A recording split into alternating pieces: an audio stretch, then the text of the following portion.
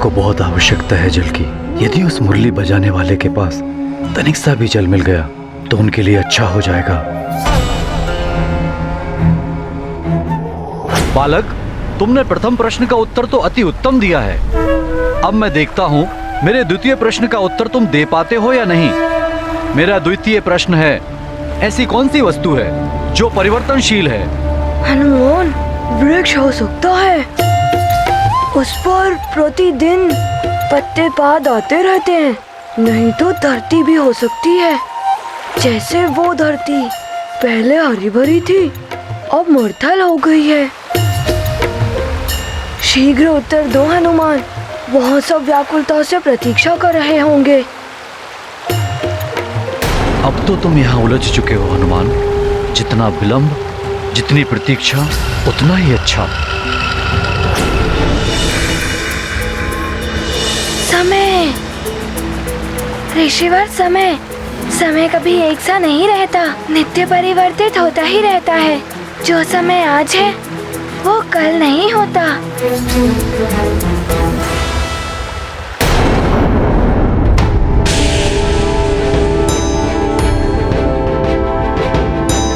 क्या हुआ ऋषिवर, शीघ्र बताइए। मैंने उचित उत्तर दिया कि नहीं? शीघ्र बताइए ना ऋषिवर, मुझे विलंब हो रहा है। जल के बिना वहाँ नानी और सबकी कैसी दशा हो रही होगी। कुछ धुंधला सा प्रतीत हो रहा है।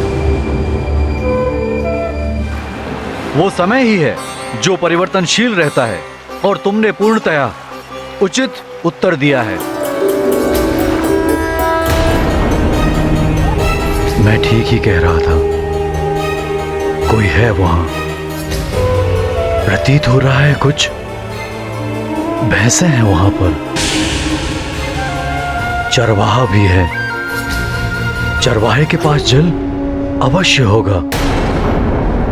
अब मैं तुमसे अंतिम प्रश्न पूछता हूँ। यदि इस प्रश्न का उत्तर तुमने उचित दिया तो तुम्हें ये जल भी प्राप्त हो जाएगा और तुम्हारा मित्र भी, और साथ ही ये पशु पक्षी भी जीवित हो जाएंगे। किंतु उत्तर देने में त्रुटि हुई तो तुम भी इन सब के भांति पत्थर की मूर्ति बन जाओगे। ऋषिवर, मुझे मेरी चिंता नहीं है। वहाँ मेरा पूरा परिवार कष्ट में होगा। मैं उनके कष्ट दूर करने के लिए कुछ भी कर सकता हूँ। आप शीघ्र ही प्रश्न पूछिए। तो बताओ, सबसे घना अंधकार क्या होता है जिसमें सब दिखते हुए भी ना दिखाई दें? सबसे घना अंधकार? ये तो बड़ा ही विचित्र प्रश्न पूछ लिया ऋषिवर ने। अंधकार दिखते हुए भी ना दिखाई दे? अमावस्या की रात ही तो उत्तर नहीं। नहीं, मेरी तो बुद्धि ही नहीं चल रही है। अब कहीं तुम मूर्ति न बन जाओ, बड़ा ही अनर्थ हो जाएगा। तुम उत्तर दोगे बालक?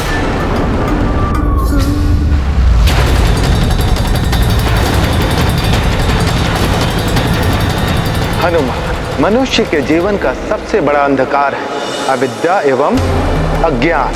अज्ञानी व्यक्ति किसी भी वस्तु को देखकर भी नहीं जान सकता कि उस वस्तु का महत्व क्या है। ऋषिवर,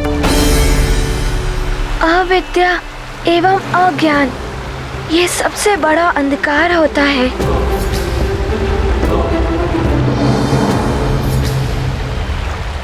ऋषिवर, मैंने उचित उत्तर दिया ना?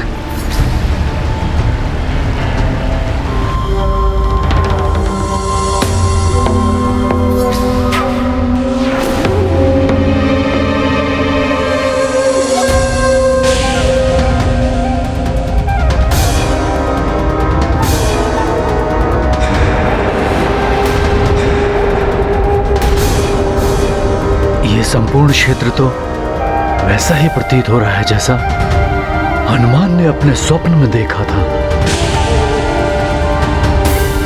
सामने वही संकरा मार्ग, एक और खाई, एक और पर्वत, और ये जंगली भैंसें। कहीं हनुमान का स्वप्न सत्य तो नहीं होने वाला है।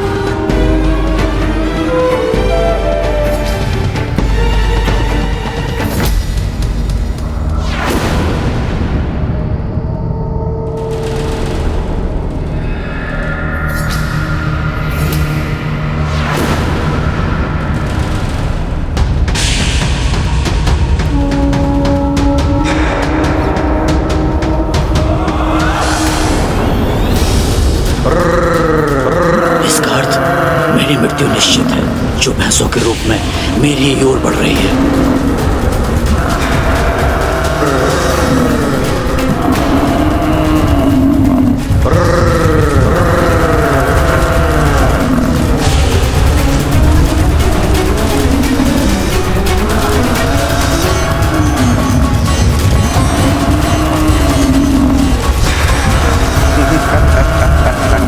कहीं हनुमान का स्वप्न सत्य तो नहीं होने वाला है।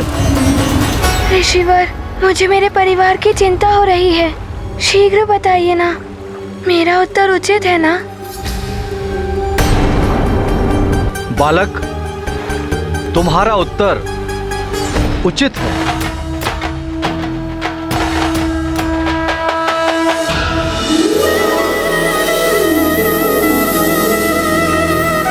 हनुमान मित्र, मैं पुनः अपनी अवस्था में आ गया।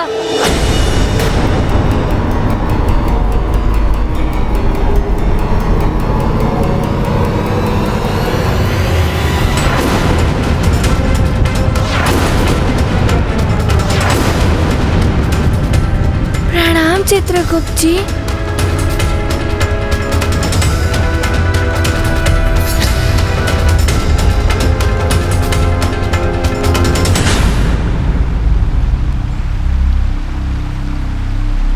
अब तुम धर्मानुसार इस जलाशय के जल प्राप्त करने के अधिकारी हो गए हो।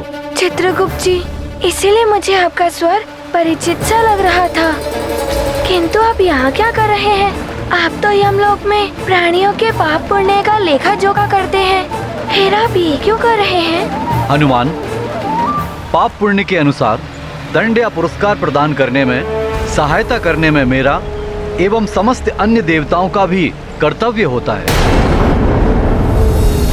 इसलिए मैं जो भी कर रहा था, मात्र कालदेव की आज्ञा का पालन ही कर रहा था। कालदेव की आज्ञा का पालन?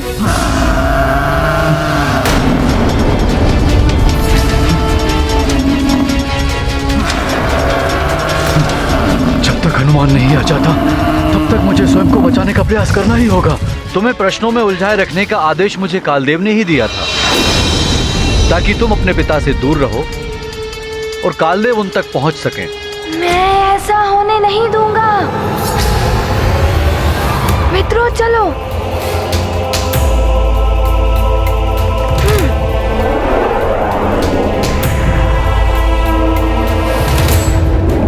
शीघ्र चलो।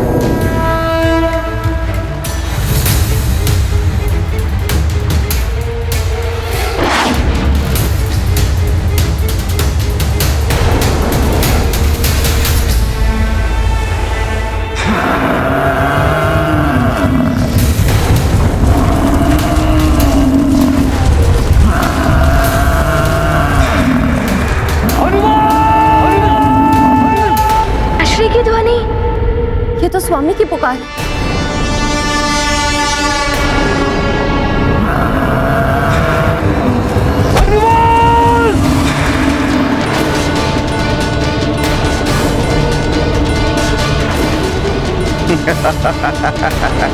हनुमान!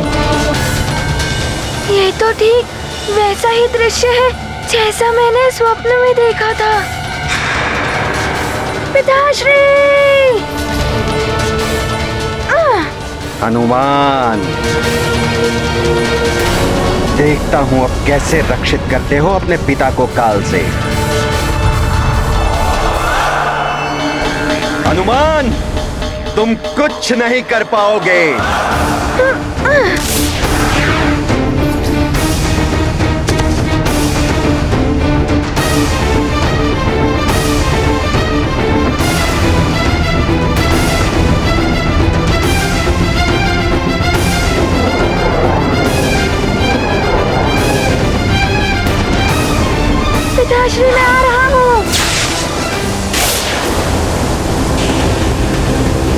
पिताश्री।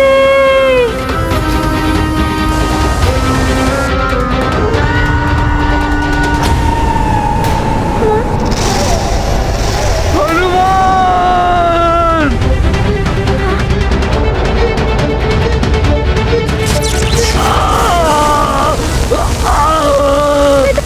कालदेव, नहीं कालदेव, छोड़ दीजिए पिताश्री को कालदेव।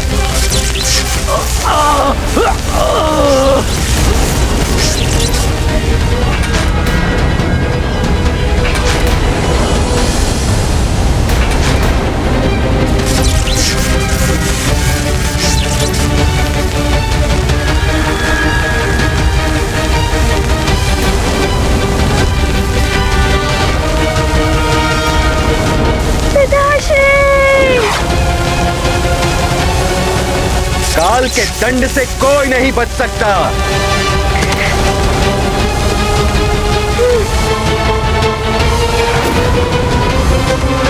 पिताश्री!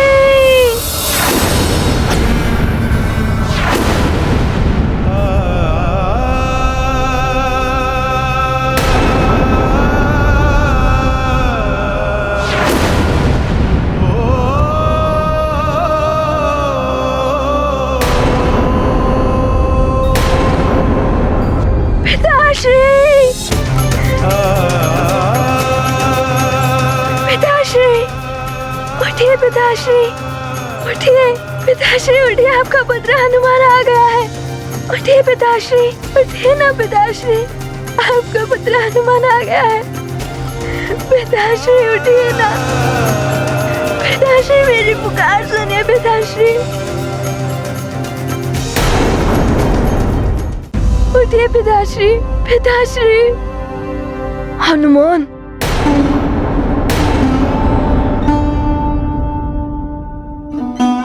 महाराज, देखो ना मित्रों, तुम्हारा स्वप्न सत्य हो गया हनुमान। नहीं नहीं, मेरा स्वप्न कभी सत्य नहीं होगा। मेरे पिताश्री अभी उठ जाएंगे। उठिए ना पिताश्री, आप उठ जाएंगे अवश्य। उठिए, मुझसे बात करिए।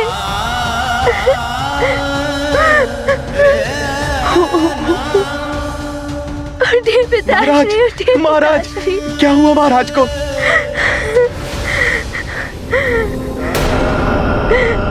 महाराज,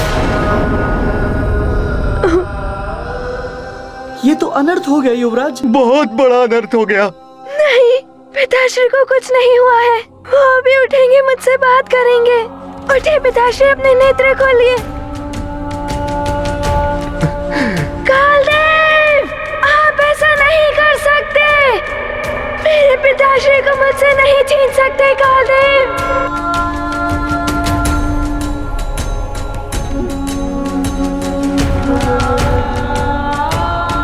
पिताश्री, आपको मेरी करुण पुकार सुननी ही होगी। पिताश्री उठिए ना। हनुमान मेरे पुत्र, उठिए ना पिताश्री, आप उठ जाएंगे अवश्य। हनुमान!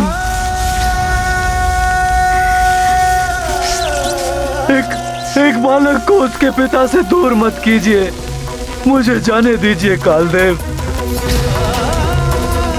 कालदेव, मेरा हनुमान रो रहा है। एक बालक को उसके पिता से दूर मत कीजिए।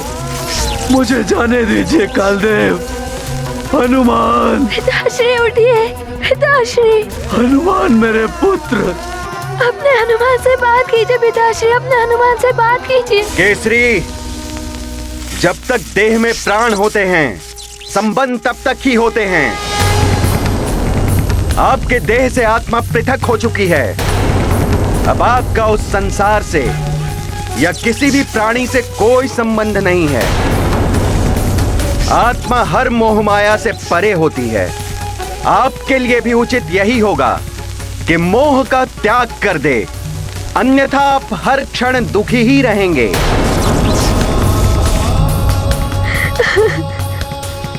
मेरे पुत्र के नेत्रों से बहते हुए अश्रु देखिए। उसके दुख से भरी हुई करुण पुकार सुनिए। पिताश्री, मेरी पुकार सुनिए पिताश्री। ये दृश्य देखकर चट्टान का हृदय भी द्रवित हो उठेगा। और आप कहते हैं कि मैं मोह त्याग दूं।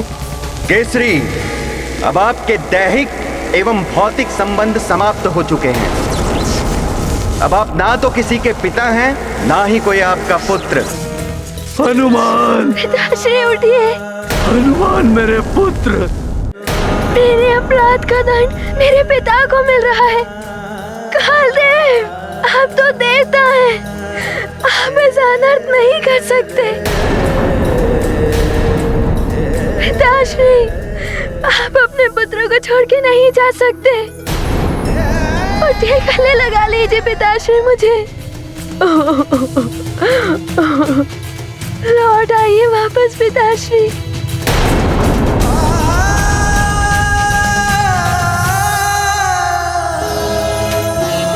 केसरी, अब आप विलाप करते हुए, रोते बिलखते हुए चलिए काल लोक, चाहे शांति को धारण करके चलें, किंतु अब आपका पृथ्वी लोक से संबंध समाप्त हो चुका है।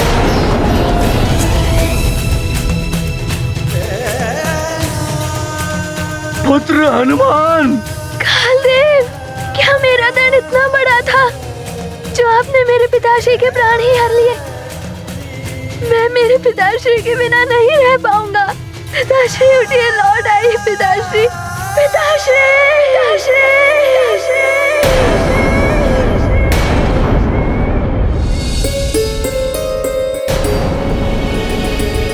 हनुमान, क्या हुआ महारानी जी? न जाने क्यों मन बहुत व्याकुल हो रहा है। मुझे हनुमान की करुण पुकार सुनाई दे रही है। अवश्य कुछ अनर्थ हुआ है। मुझसे और प्रतीक्षा नहीं हो रही। मुझे जाना ही होगा। मार्जरिका, तुम माँ को संभालो। हाँ महारानी जी, आप जाइए। माँ की देखभाल मैं कर लूंगी। हनुमान,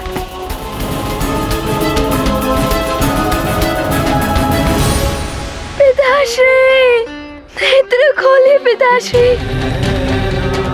पिताश्री उठिए, लौट आइए पिताश्री, लौट आइए।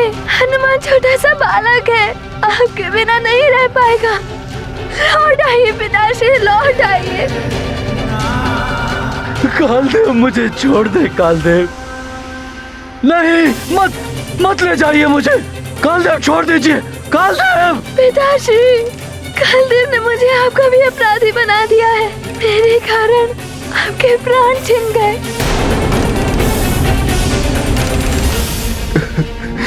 महाराज,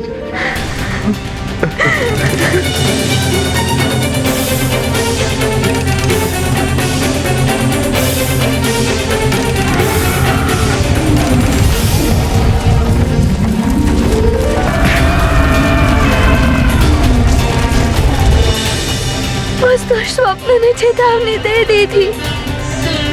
मातंग ऋषि ने भी सावधान रहने को कह दिया था, किंतु मैं असफल रहा। लौट आइए पिताश्री, लौट आइए, लौट आइए पिताश्री, लौट आइए।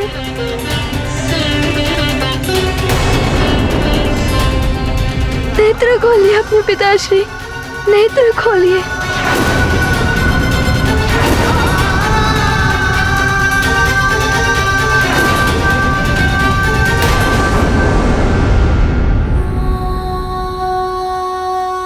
स्वामी, माँ, देखिए ना पिताश्री नेत्र नहीं खोल रहे हैं।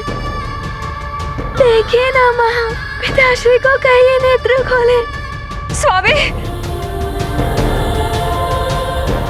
स्वामी, स्वामी, स्वामी।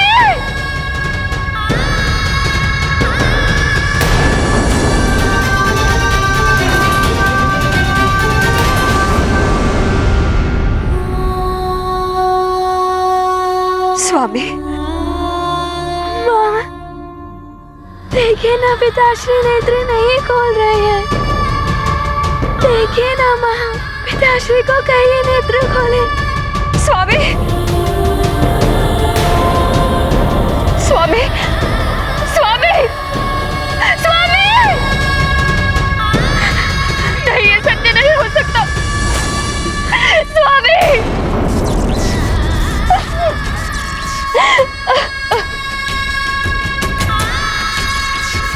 अंजना, अंजना, मैं काल के वश में विवश हो गया हूँ। अंजना, बस बंद कीजिए अब यह अश्रुधारा। अश्रु बहाने दीजिए हनुमान को। उसे भी तो आभास होना चाहिए कि क्या होता है काल के नियमों का उल्लंघन करने का दंड। नियम है तो यम है।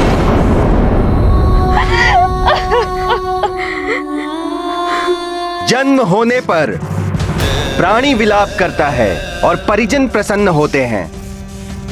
मृत्यु होने पर परिजन विलाप करते हैं। कुछ समय सभी विलाप करेंगे, फिर पुनः सबका जीवन सामान्य हो जाएगा। यही संसार का नियम है केसरी। अब आपके परिवार से आपके सारे संबंध समाप्त हो चुके हैं। जन्मों के संबंध होते हैं कालदेव। अभी तो मैं कुछ भी नहीं कर पाया हूं अपने परिवार के लिए,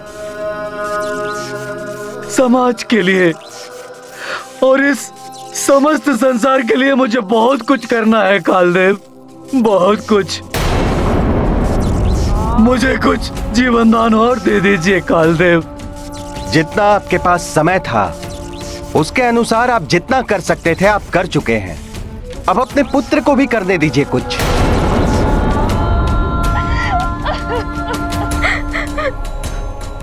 वो अभी छोटा बालक है कालदेव, उसे बहुत कुछ सीखना है। किंतु वो महाबली संकट मोचन है। कालदेव का भी सामना कर लेता है वो। कालदेव, यदि मेरे पुत्र से कोई धृष्टता हुई तो उसके लिए मैं क्षमा प्रार्थी हूँ। क्षमा कीजिए, अभी उसकी शक्तियों को दिशा देना है मुझे। दिशाहीन एवं अनियंत्रित शक्तियां सदैव अनर्थ का कारण बनती हैं। सीख जाएगा वो। इस प्रकार जब उसे दंड मिलेगा तब उसकी शक्ति नियंत्रण में स्वयं ही आ जाएगी और फिर उसकी मां है उसे संस्कार देने के लिए। कैसे करेगी वो अकेली इस संसार का सामना? ये बिछोह नहीं सह पाएगी वो। यदि उसे कुछ हो गया तो हनुमान भी नहीं रह पाएगा कालदेव।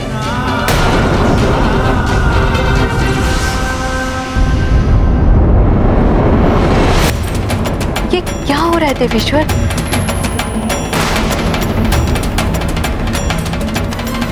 अनर्थ हो गया जगत पालक। पद के मद में चूर होकर कालदेव ने अन्याय किया है।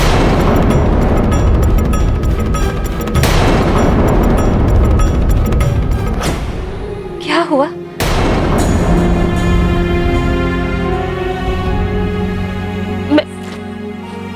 मैं रो क्यों रही हूँ?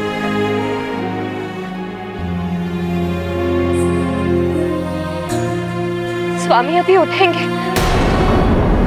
कुछ नहीं हुआ मेरे स्वामी को। हनुमान, मेरे लाल, मत रो पुत्र, कुछ नहीं होगा। तुम सब विलाप मत करो।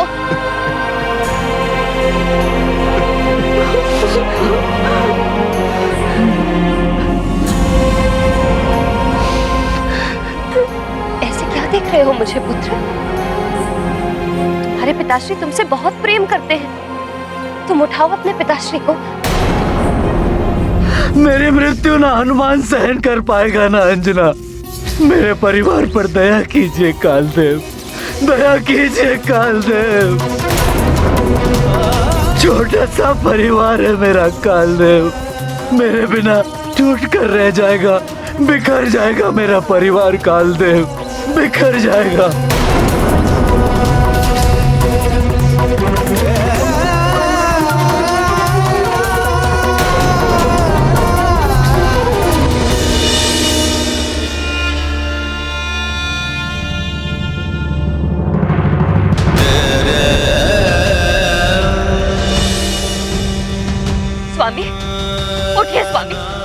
उठिए स्वामी, उठिए। अंजना, कैसी विचित्र सी हो गई है मेरी अंजना। मेरे बिना नहीं जी पाएगी वो। उन्हें मात्र मैं ही संभाल सकता हूँ। अब कुछ नहीं हो सकता केसरी। अब आप उनकी चिंता छोड़ दीजिए। अब अगले 11 दिनों तक, जब तक विधि पूर्वक आपका श्राद्ध ना हो जाए, आपको प्रेत लोक में निवास करना होगा। नहीं कालदेव,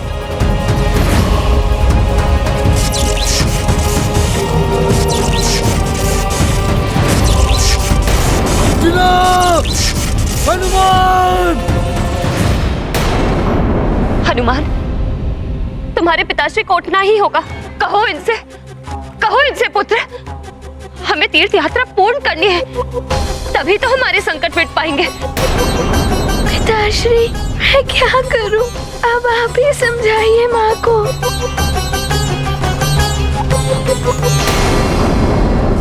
अंजना, हनुमान!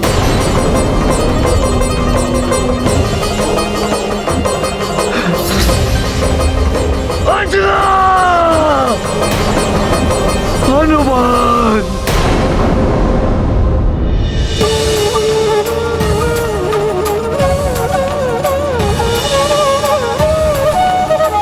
आपके पाँव में इतने सारे छाले पड़ गए। जिसका तुम्हारे जैसा पुत्र हो उसे कुछ नहीं हो सकता पुत्र हनुमान। पिताश्री, पिताश्री, नेत्र खोलिए। देखिए माँ की क्या दशा हो रही है। स्वामी! पिताहीन व्याकुल हनुमान, व्यथित बचा नहीं पाए प्राण। शोकित विल पै मातु अंजना, कर नहीं पाई स्वामी रक्षणा। परम दुखी सब सोचे मन में, राजा मरण दूरिक वन में। शोक शोक अति शोक प्रसारा, बाल मारुति पाए न पारा। ये गाथा महाबली हनुमत की, रुचिकर लीला राम भगत की। जय जय जय रघुनंदन राम, जय जय जय महाबली हनुमान।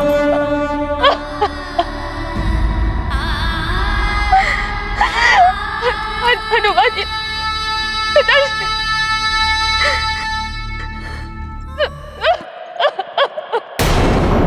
नेत्र खोलिए ना पिताश्री।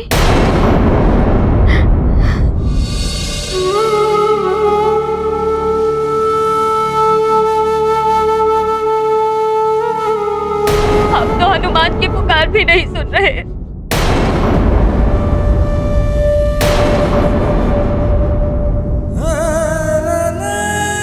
केसरी जी,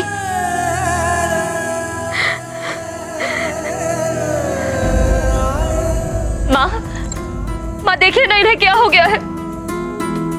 केसरी जी, महाराज! केसरी जी, केसरी जी, महाराज!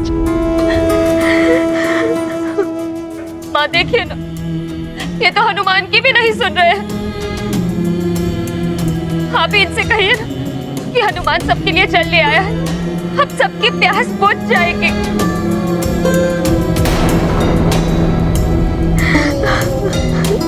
अंजना, ये सब मेरे कारण हुआ है, कुछ नहीं हुआ है। अभी उठेंगे स्वामी, तीर्थ यात्रा पूर्ण करनी है, अधूरी छोड़कर ये नहीं जा सकते।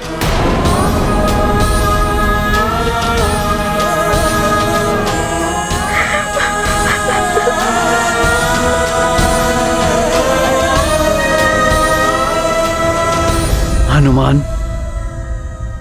ये तुलसी पत्र अपने पिता के मुख में रख दो और ये जल भी प्रदान करो पुत्र।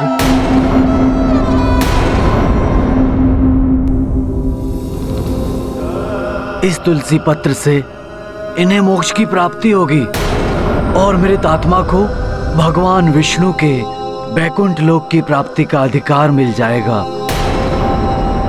नहीं, मृत आत्मा मत कहिए। मेरे स्वामी अभी उठ जाएंगे, उठ जाएंगे स्वामी।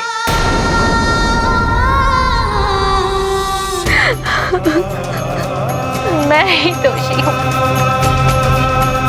ना मुझे प्यास लगी, ना ही हनुमान केसरी जी को छोड़कर दूर जाता।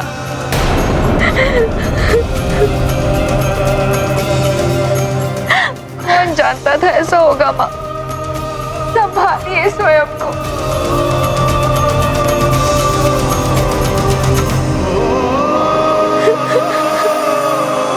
बड़ी अभागिन हूँ मैं, मेरे ही कारण मेरी पुत्री का।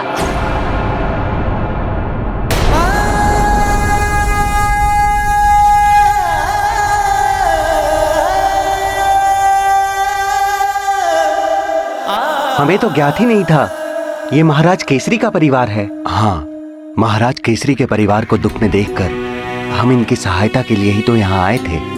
दुखों का जैसे पर्वत ही टूट गया है महाराज केसरी के परिवार पर। ये भी हमारी भांति मृत्युंजय महादेव के दर्शन के लिए जा रहे थे। बड़ी अनहोनी हो गई इनके साथ। वैसे महाराज केसरी का हम ऋषियों पर बड़ा उपकार है। इन्होंने शंभ सदन राक्षस को मार करके उसके त्रास से हम ऋषियों को मुक्त किया था। हाँ, ऐसे दुख के क्षण में यहाँ रहकर हमें महाराज केसरी के परिवार की सहायता करनी चाहिए।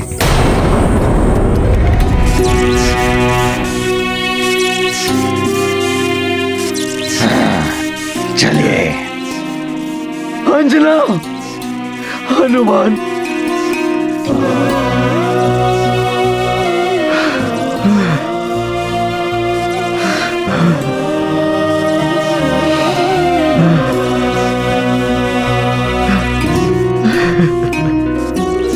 अंजना, हनुमान।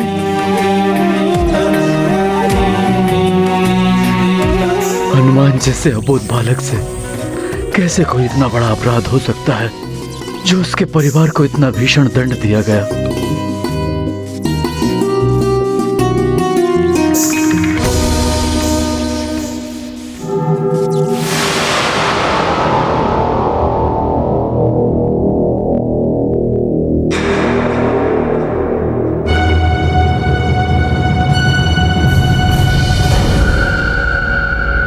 सुमेरु के भूतपूर्व भूपति केसरी, मैं प्रेतराज आपका स्वागत करता हूँ इस प्रेतलोक में।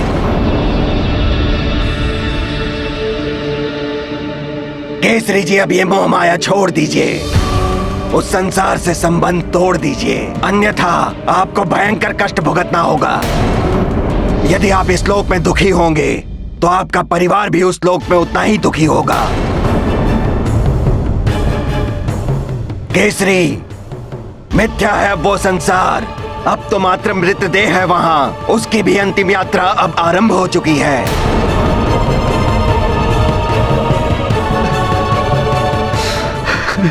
गुरुजी, अंतिम संस्कार की सभी व्यवस्था हो चुकी है, समस्त सामग्री भी आ चुकी है, आसपास के राज्यों से भी लोग आ रहे हैं महाराज केसरी को अंतिम विदाई देने के लिए। हाँ, मैं महाराज केसरी के परिवार वालों को सूचित करता हूँ कि वो अंतिम संस्कार की विधि को संपन्न करें। जी गुरुजी। सारा दिन बीत गया स्वामी, अब तो उठ जाइए, अन्यथा हम कार्तिक के अंतिम सोमवार तक मार्कंडेय तीर्थ नहीं पहुंच पाएंगे। ध्यान रखना पुत्र, कार्तिक मास के अंतिम सोमवार को तुम्हें वहां पहुंचना होगा।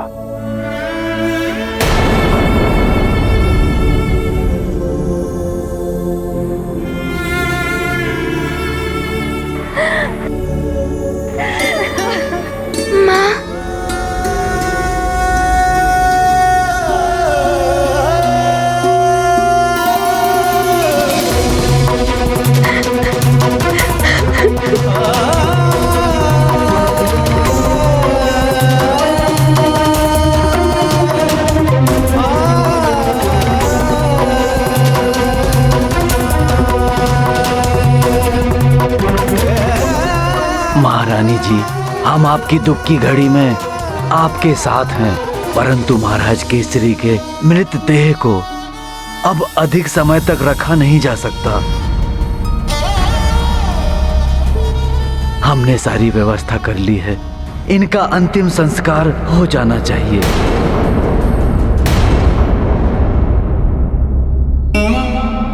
नहीं ऋषिवर, नहीं।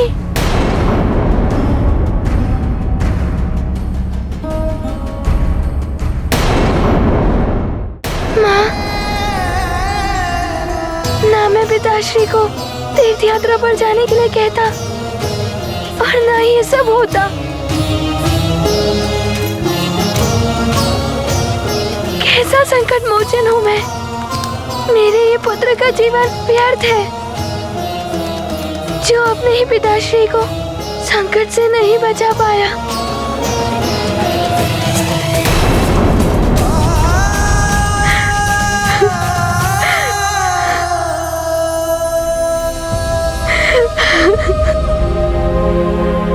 ऐसा मत कहो पुत्र।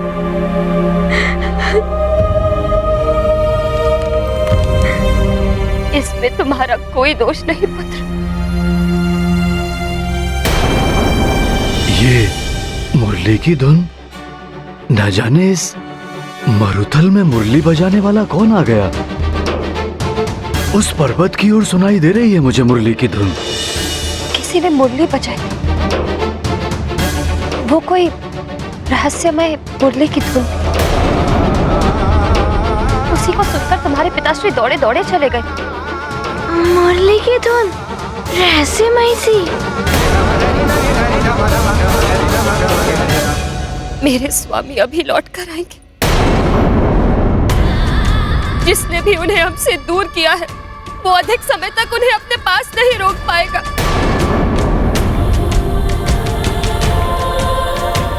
हमारा प्रेम उन्हें हमारा प्रेम उन्हें हमारा प्रेम उन्हें ये तो पूर्णतया अन्याय किया है कालदेव ने। हनुमान या केसरी जी को ही नहीं, अंजना के लिए भी दंड हो गया है ये तो। अपने नियम में कालदेव कठोर हैं, किंतु वे आपके विधान में हस्तक्षेप कर रहे हैं। आपकी दी हुई सांसें कैसे छीन सकते हैं वे केसरी जी से। महारानी जी, जो सत्य है उसे हम सबको स्वीकार करना ही पड़ेगा। अब अधिक देर तक हम इनके मृत शरीर को नहीं रख सकते। सारा दिन निकल चुका है। अब यदि इनका अंतिम संस्कार नहीं किया गया तो इनकी आत्मा को बड़ा कष्ट होगा।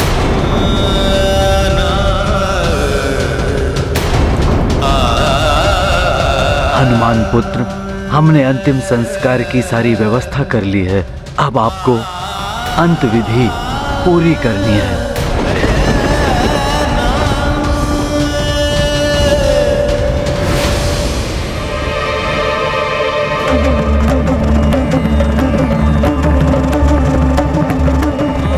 केसरी, अश्रु बहाने से आपका दुख बढ़ेगा। नेत्र बंद करके शांति को धारण कीजिए। वैसे भी कुछ क्षणों में आपका पुत्र आपके मृत देह का अंतिम संस्कार कर देगा। फिर आपका पृथ्वीलोक से संपर्क समाप्त हो जाएगा।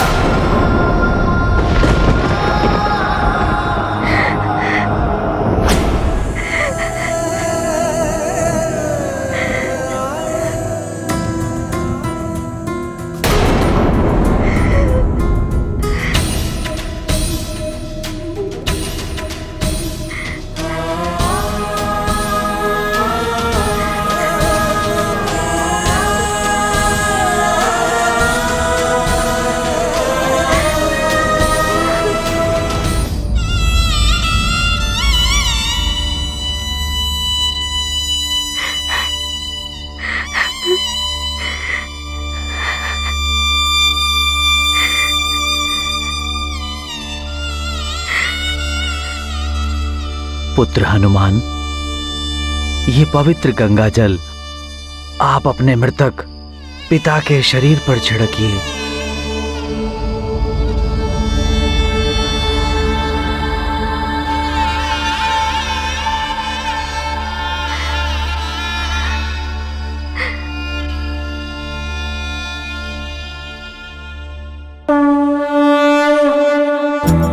स्मृति चित्र नेत्र में आए, मन पर पिता मेघ सम छाए। करते योग्य पुत्र का कर्म, वेद विहित अलौकिक धर्म।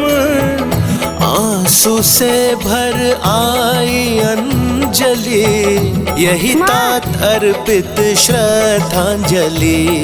ये गाथा महाबली हनुमत की, रुचिकर लीला राम भगत की। जय जय जय रघुनंदन राम, जय जय जय महाबली हनुमान।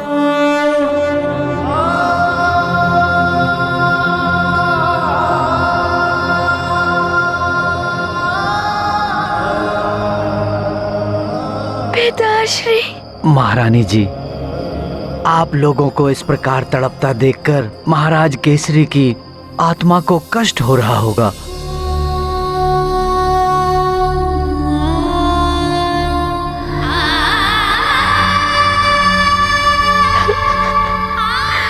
पुत्र हनुमान, ये पिंड अपने हाथ में लीजिए।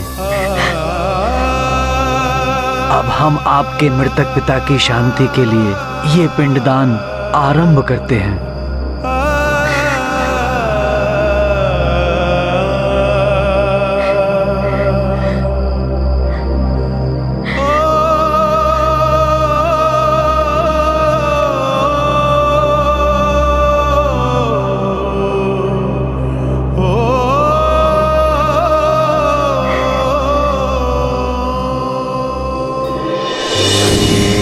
रुक जाइए, रुक जाइए।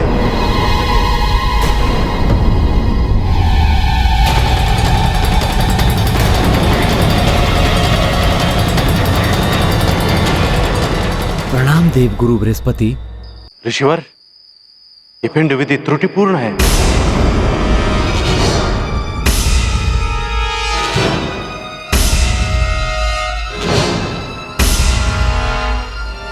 चावल का नहीं, काले तिल मधु के साथ पिंड देना होगा आपको।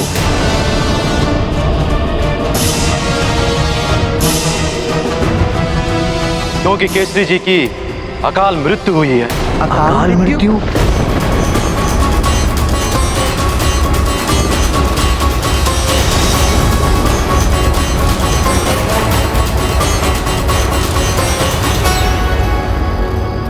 अकाल मृत्यु? हाँ, क्रियाक्रम अकाल मृत्यु के द्वारा ही करना उचित होगा।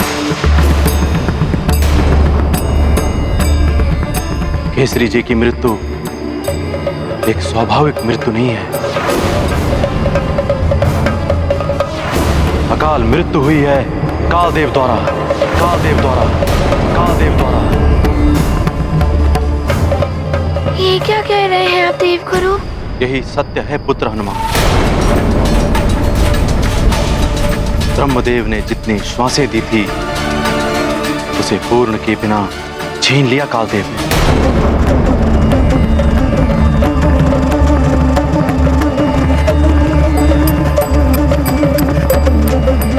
ये तो अन्याय हुआ है स्वामी के साथ। आप तो देव गुरु हैं। आपके कुल के दीपक को असमय बुझा दिया कालदेव ने, और आपने उन्हें रोका तक नहीं। क्यों किया ऐसा कालदेव ने? पुत्री अंजना, हनुमान ने संसार की रक्षा करने के लिए काल चक्र को विपरीत दिशा में प्रचालित कर दिया।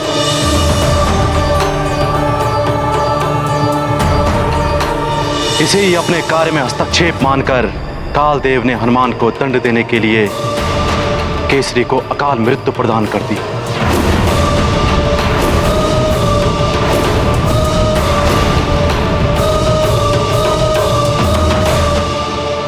ये तो अन्याय है।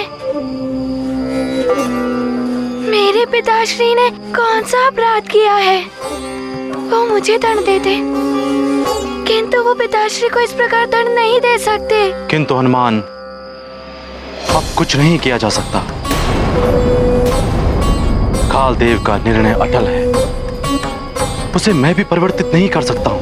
नहीं गुरुदेव, कर्म भाग्य को बदल देता है। जैसे कालदेव को भी अपने निर्णय को तपस्वी महाराज मार्कंडेय जी के लिए बदलना पड़ा था। मैं भी यमलोक जाकर अपने पिताश्री का जीवन वापस लाऊंगा।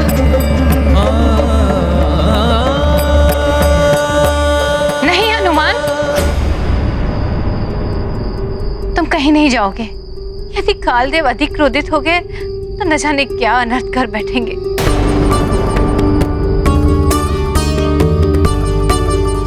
अन्याय करना ही नहीं, अन्याय सहना भी अधर्म होता है। मैं ये अन्याय नहीं सहूंगा। कालदेव को मेरे पिताश्री का जीवन लौटाना ही होगा। जो तुम करना चाहते हो वो असंभव है हनुमान। कालदेव इसे पुनः अपने कार्य में हस्तक्षेप मान बैठेंगे। तुम्हें वहां नहीं जाना चाहिए।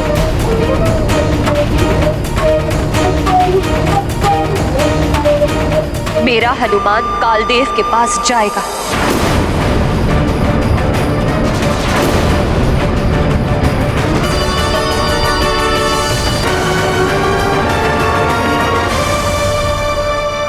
माँ, आपको मुझ पर विश्वास तो है ना?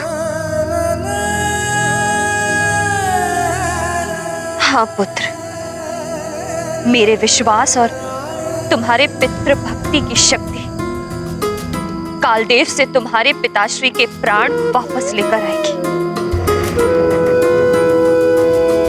माँ, आपने ही कहा था ना, जिस पुत्र के साथ अपने माता पिता का आशीर्वाद हो वो कभी असफल नहीं होता। आपका विश्वास ही मेरी विजय का आधार होगा। हाँ पुत्र, अपने पिताश्री के प्राण वापस लेकर ही आना। ऐसा ही होगा माँ।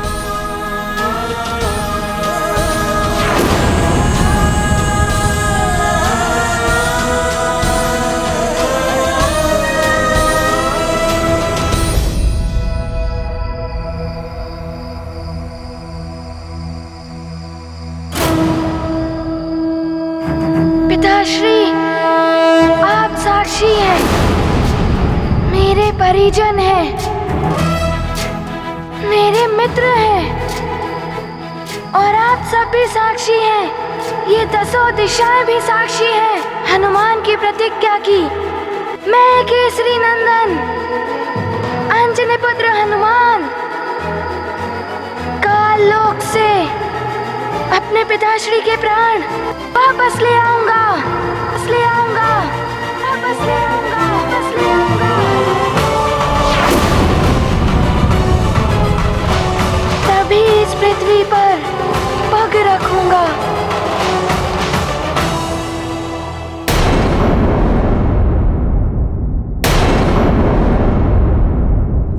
निराशा पतन का द्वार है और आशा उत्थान का सोपान। इसीलिए मनुष्य को आशा कभी नहीं छोड़नी चाहिए। स्वयं के प्रति हुए अन्याय का बोध होने पर न्याय के लिए उठ खड़े होना चाहिए। परिस्थिति का सामना दृढ़ता के साथ करना चाहिए। परिणाम की चिंता ना करते हुए मनुष्य को सत्य और न्याय के लिए एक योद्धा की भांति प्रयास करना चाहिए। माँ, मैं प्रतिज्ञा पूर्ण करके ही लौटूंगा। माँ, मुझे आज्ञा एवं आशीर्वाद दे। हनुमत लेते महाघोर प्रण, लौटाएंगे पिता का जीवन। जाएंगे वे काल लोक अब, आकुलता है होगा क्या अब। माता को बहुधीर बंधाते, भांति भांति उनको समझाते। पाकर आज्ञा ओ आशीष, उड़े काल गति व्यथित कपीश। ये गाथा महाबली हनुमत की, रुचिकर लीला राम भगत की। जय जय जय रघुनंदन राम, जय जय जय महाबली हनुमान। प्रणाम देवगुरु। असंभव, फिर भी मेरा आशीर्वाद तुम्हारे साथ है पुत्र। सफल मनोरथ भव। तुम्हारे पास केवल 11 दिवस ही शेष है। समय रहते कुछ न हुआ तो केसरी का जीवन असंभव है। माँ, हमारी तीर्थ यात्रा अवश्य पूर्ण होगी और पिताश्री हमारे साथ होंगे। रुचिकर लीला राम भगत की जय जय जय रघुनंदन राम, जय जय जय महाबली हनुमान।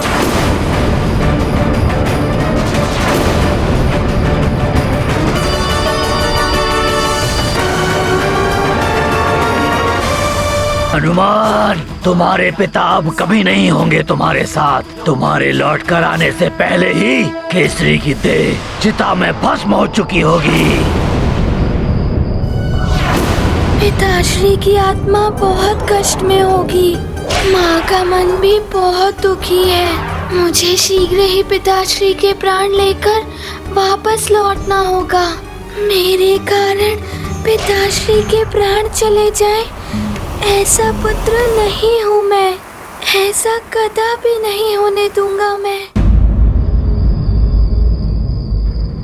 अपने पिता के साथ अन्याय नहीं होने देगा हनुमान। मुझे पूर्ण विश्वास है।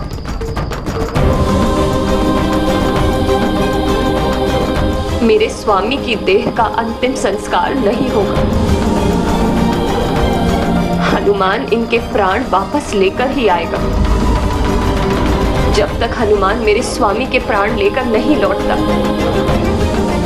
मैं ऐसे ही इनके पास बैठी रहूंगी। अंजना, इस प्रकार पुत्र केसरी की देह को अधिक समय तक सुरक्षित नहीं रखा जा सकता। मैं इनकी देह की सुरक्षा की व्यवस्था कराता हूँ। तुम शांत मन से हनुमान के लौटने की प्रतीक्षा करो। सैनिकों, जब तक हनुमान लौटकर वापस नहीं आता, तब तक पुत्र केसरी की देह पर जड़ी बूटी का लेप लगाकर एक तेल से भरी द्रोणी में सुरक्षित रखने की व्यवस्था करो। सुरक्षित नहीं रख पाओगे तुम। वाशकली के राज्य में वाशकली के शत्रु इस केसरी को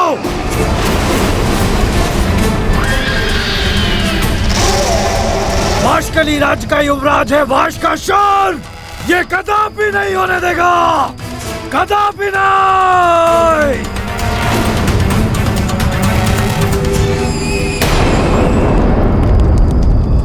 मैं सत्य कह रहा हूँ काका महाराज वाशकली। केसरी की मृत देह को स्वयं अपने नेत्रों से देख कर आ रहा हूँ मैं।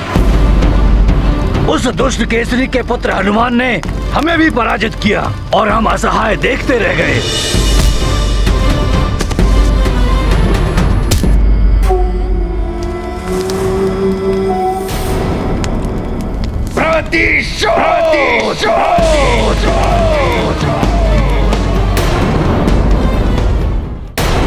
वर्षों से केसरी के विरुद्ध प्रतिशोध की चिंगारी भड़क उठी थी मेरे हृदय में, किंतु मेरे मृत्युदंड से पूर्व वो मर गया। अब इस प्रतिशोध की ज्वाला को कैसे शांत करूं? प्रतिशोध तो हम अब भी ले सकते हैं। प्रतिशोध अब कैसा? मृत्यु हो चुकी है उसकी। उस केसरी की देह को नष्ट करके। तुम्हारा तात्पर्य है कि उस केसरी की मृत देह की, उसकी देह की दुर्गति कर दें। किंतु इसमें आनंद क्या आएगा? आएगा आनंद। काका महाराज वाशकली, उसका पुत्र, वो चमत्कारी बालक हनुमान अपने पिता की आत्मा को लाने काल लोक गया है। यदि वो सफल हो गया तो उसके आने के पूर्व ही हम उस केसरी की देह को भस्म कर देंगे।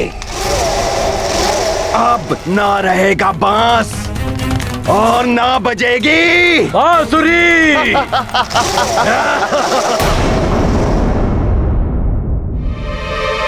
हनुमान, तुम्हारे पास केवल 11 दिवस ही शेष है। समय रहते कुछ ना हुआ तो केसरी का जीवन असंभव है। उनकी आत्मा को दूसरा जीवन मिल जाएगा। मेरा निश्चय भी मार्कंडेय जी की भांति अडिग रहेगा। हे भोले बाबा, मेरा मनोरथ सफल करने में मेरी सहायता कीजिएगा प्रभु। वो देखो हनुमान। महाराज कालदेव ने हनुमान के प्रवेश पे निषेध लगाया है। इन द्वारपालों के हाव भाव से तो प्रतीत होता है कि ये मुझे भीतर नहीं जाने देंगे। मुझे इनसे युद्ध किए बिना ही भीतर जाना होगा। मेरी तीव्र गति मुझे प्रवेश दिलाएगी काल लोक में।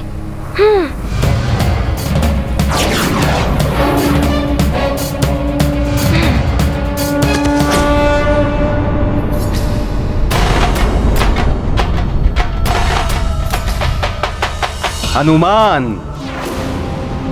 प्रतीत होता है कि काल का दंड तुम्हें कम लग रहा है,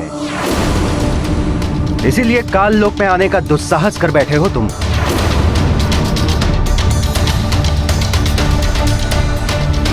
तुम्हारा मौन तुम्हारे क्रोध को दर्शा रहा है हनुमान, किंतु तुम्हारे क्रोध का काल के समक्ष कोई अर्थ नहीं है। बोलो हनुमान, क्यों आए हो यहां?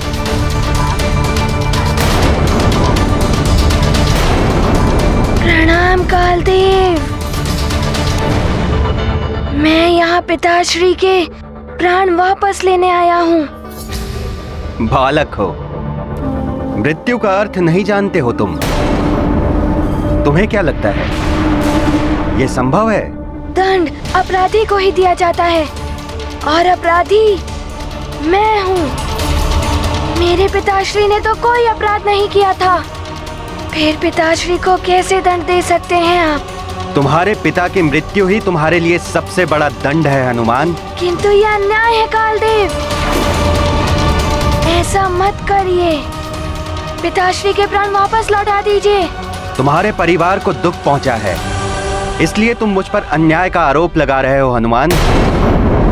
मैंने जो भी किया है अपने अधिकार क्षेत्र में रहकर ही किया है। किंतु कालदेव, नियम है तो यम है। जितने कठोर नियम, दंड भी उतना ही भीषण। तुमने काल के कार्य में हस्तक्षेप किया है। मैंने अधिकार का प्रयोग करते हुए तुम्हारे पिता को अकाल मृत्यु दे दी।